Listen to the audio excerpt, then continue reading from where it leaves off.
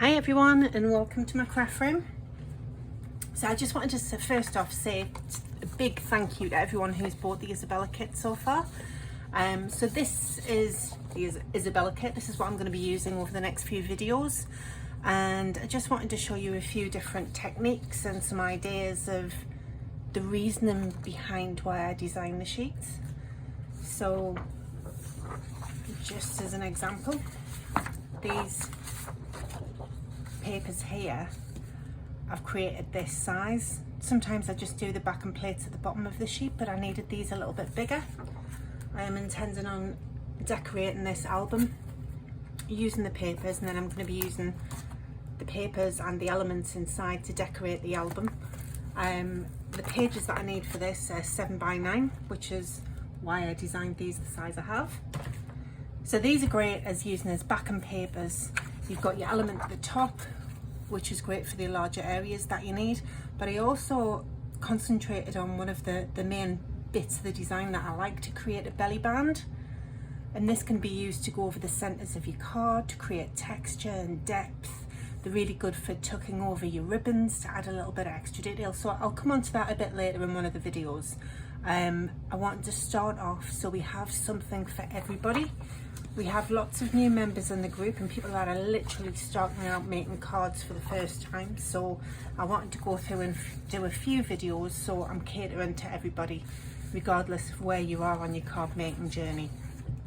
So this sheet I designed for to have two nice little tags, and I've kept the main design quite blank so it's more versatile, so you can add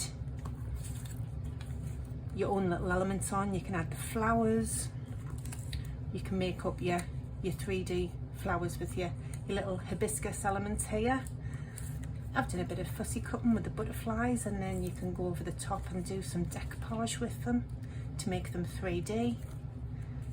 I like little tags like this because I like using them as insert pockets on your cards. I like using them in the albums, and I also like using them for people's presents for gift wrapping. So I've got the two tags on there, and I've created a set of little hibiscus flowers. Now you can use these as they are, you can pop these on your inserts, use them to decorate the outsides, the insides of your card. You can pop little flowers on the back. These, I'm not sure whether you recognise this, I popped some of the lovely little flower formers on. So you can cut these out, and it's up to you whether you want to use these as they are and pop little gems in once they're cut out, or you can layer them up and make 3D flowers.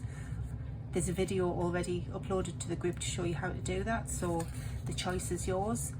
These little butterflies, I love butterflies. I think they're really, really versatile. They're great for all paper crafting projects, and it's nice because you can use them flat, or you can build them up and create your own little 3D elements, make your own embellishments with them. And these look really nice Mod Podged, so you can get like a glass effect, so you can use them in all your home decor projects.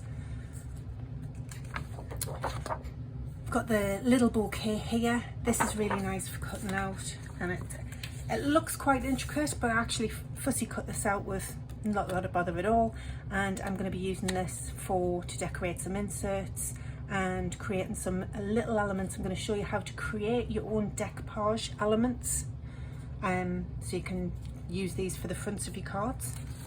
Then moving on to the top sheet. So as you know, I love using square cards, so I've created square toppers, but if you like rectangle cards, then just cut a bit more off the sides. So this is regardless of what shape or size card you want to make, you can modify these to your own style.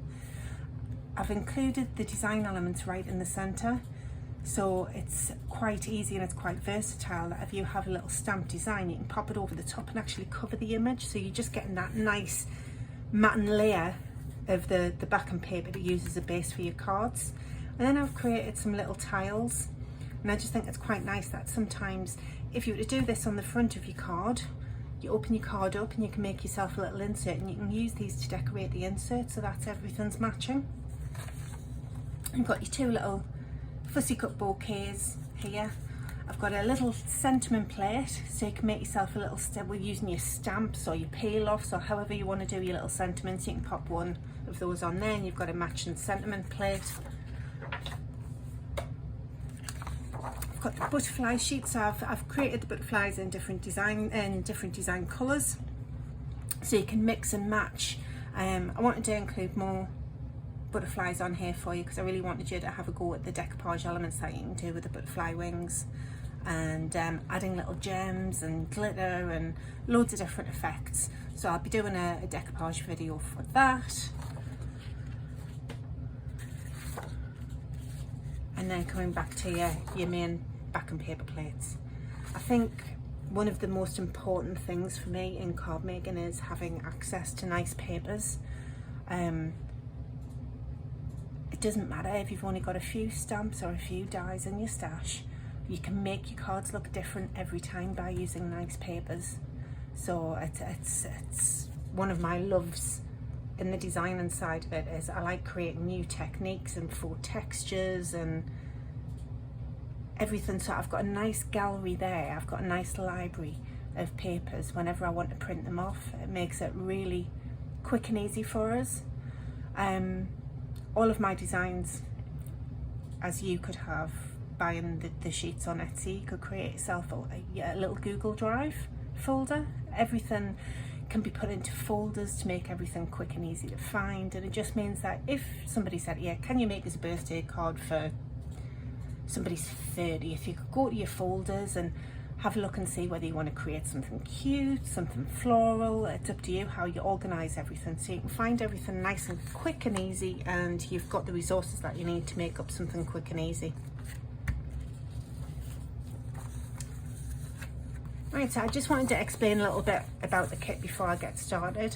So I shall move on and get started with the first video.